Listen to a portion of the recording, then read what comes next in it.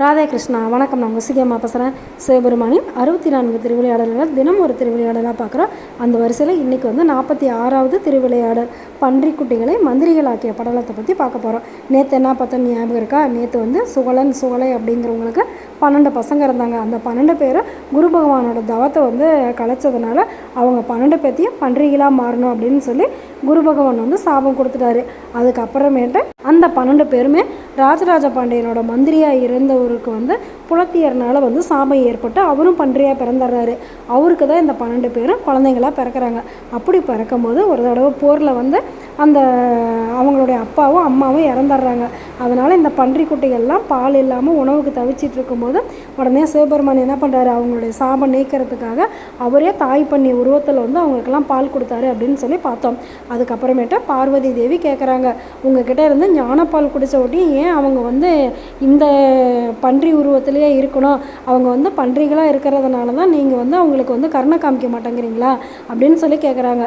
உடனே சிவபெருமான் சொல்கிறாரு, இந்த உலகத்தில் இருக்கிற எல்லா ஜீவராசிகளுக்குள்ளாரையே நான் இருக்கேன், எனக்கு ஜீவராசிகளில் வேறுபாடே கிடையாது அப்படின்னு சொல்லிட்டு உடனே சிவபெருமான் என்ன பண்ணுறாரு, ராஜராஜ பாண்டியனோட கனவுல போய் சொல்கிறார், பன்றிமலை அப்படிங்கிற இடத்துல 12 பன்றிக்குமாரர்கள் இருக்காங்க, நீங்கள் அவங்களெல்லாம் உன்னுடைய மந்திரி ஆக்கிக்கோ அப்படின்னு சொல்லி சிவபெருமானே கனவுல சொல்லிடுறாரு.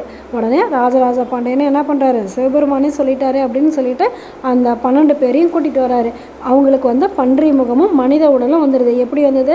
சிவபெருமான்கிட்ட ஞானப்பால் குடித்ததுனால. அவங்க எல்லா கலைகளிலுமே சிறந்து விளங்குறாங்க. அதுக்கப்புறமேட்டு அந்த நாட்டு மந்திரிகளோட மகள்களையே அவங்களுக்கெல்லாம் திருமணம் பண்ணி வச்சு அதுக்கப்புறம் ராஜராஜ பாண்டியன் ரொம்ப சிறப்பாக ஆட்சி பண்ணி அதுக்கப்புறம் ராஜராஜ பாண்டியன் முக்தி அடைஞ்சிடுறாரு. அதுக்கப்புறம் அந்த பன்றி குமாரர்களையும் சிவகணங்களாக்கி அவரோட வச்சுக்கிறாரு.